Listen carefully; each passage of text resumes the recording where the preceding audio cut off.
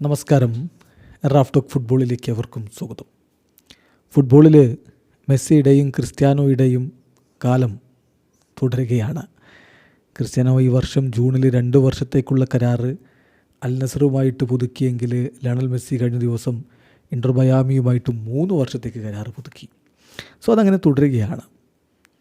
പലപ്പോഴും നമ്മൾ കണ്ടിട്ടുണ്ട്, പല താരങ്ങളെ കാണുമ്പോഴും അതല്ല ഈവൻ ആരാധകരെ കാണുമ്പോൾ പോലും പലരും പോയിട്ടിങ്ങനെ മൈക്കൊക്കെ ഇങ്ങനെ വെച്ചുകൊണ്ട് മെസ്സി ഓർ ക്രിസ്ത്യാനോ എന്ന് ചോദിക്കുന്നത്. ഈവൻ മലയാളത്തിൽ പോലും നമുക്കത് കാണാം.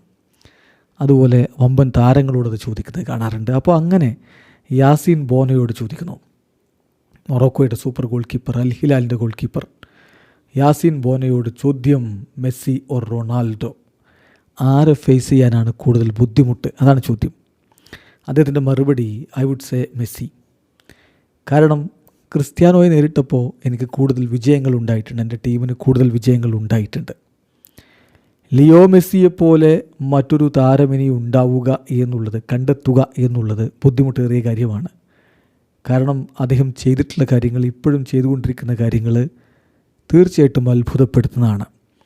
സത്യസന്ധമായി പറയട്ടെ, എന്നെ സംബന്ധിച്ചിടത്തോളം മറ്റ് ഏതൊരു താരത്തെക്കാളും, ഞാൻ നേരിട്ട മറ്റേതൊരു താരത്തെക്കാളും എന്നെ അത്ഭുതപ്പെടുത്തിയ കളിക്കാരൻ ലയണൽ മെസ്സിയാണ്.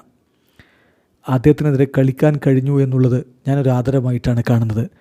എന്തിന്, അദ്ദേഹത്തിൽ നിന്ന് ഗോൾ കൺസീഡ് ചെയ്തതുപോലും, ഞാൻ കാവൽ നിൽക്കുന്ന വലയിലേക്ക് അദ്ദേഹം ഗോൾ അടിച്ചതുപോലും എനിക്കൊരു ഹോണറായിട്ടേ തോന്നിയിട്ടുള്ളൂ.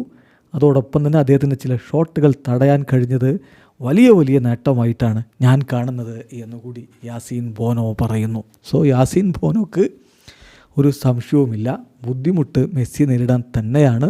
മെസ്സിക്കെതിരെ കളിച്ചു എന്നുള്ളത് വലിയ ആദരമായിട്ടാണ് അദ്ദേഹം ഇപ്പോൾ കാണുന്നത്. അതേസമയം ലമീൻ യമാലിനെ പറ്റിയിട്ടുള്ള ചോദ്യം. ലമീൻ യമാൽ ശരിക്കും അദ്ദേഹം മൊറോക്കൻ വംശജനാണ്. അദ്ദേഹത്തിൻ്റെ പിതാവ് മൊറോക്കോക്കാരനാണല്ലോ. അപ്പോൾ അങ്ങനെ സ്പെയിനിൽ ജനിച്ച ലമീൻ യമാലിന് വേണമെങ്കിൽ മൊറോക്കോക്കും കളിക്കാമായിരുന്നു. ഇപ്പോൾ ബ്രയൻ ഡയസും അഷ്റഫ് ഹക്കീമിയും ഒക്കെ മൊറോക്കോക്ക് വേണ്ടി കളിക്കുന്നവരാണ്, വിദേശത്ത് കളിച്ച് വളർന്നിട്ടുള്ളവരാണ്. എന്നിട്ടും അവർ കളിക്കുന്നത് മൊറോക്കോക്കാണ്. അപ്പോൾ ലാമിൻ യമാലിനെ കുറിച്ച് യാസീൻ ബോനോയോട് ചോദിക്കുകയാണ്. യാസീൻ ബോനോയുടെ മറുപടി: ഓരോരുത്തർക്കും അവർക്ക് ഇഷ്ടമുള്ള രാജ്യത്തെ റെപ്രസെൻ്റ് ചെയ്യാം. അവർ ഇപ്പം മൊറോക്കോക്കെതിരെ പ്രത്യേകിച്ച് ഒന്നും ചെയ്യുന്നില്ലെങ്കിൽ അത്ര വരെയുള്ള കാലം തീർച്ചയായിട്ടും ഞാൻ അവരെയൊക്കെ അംഗീകരിക്കുകയുള്ളൂ. പേഴ്സണലി ഞാൻ പറയുന്നത്, ലാമീൻ നമ്മുടെ ഒരു പയ്യനായിട്ടാണ്, മൊറോക്കോയുടെ ഒരു പയ്യനായിട്ടാണ്. അവൻ സ്പെയിനിന് വേണ്ടി കളിക്കാൻ തീരുമാനിച്ചു, ഇറ്റ്സ് ഓക്കെ. പക്ഷേ അവൻ നമ്മുടെ പയ്യനാണ്, അങ്ങനെയാണ് ഞാൻ കാണുന്നത്. അവന് അവൻ്റെ കരിയറിൽ എല്ലാവിധ വിജയങ്ങളും ഞാൻ ആശംസിക്കുകയാണ്.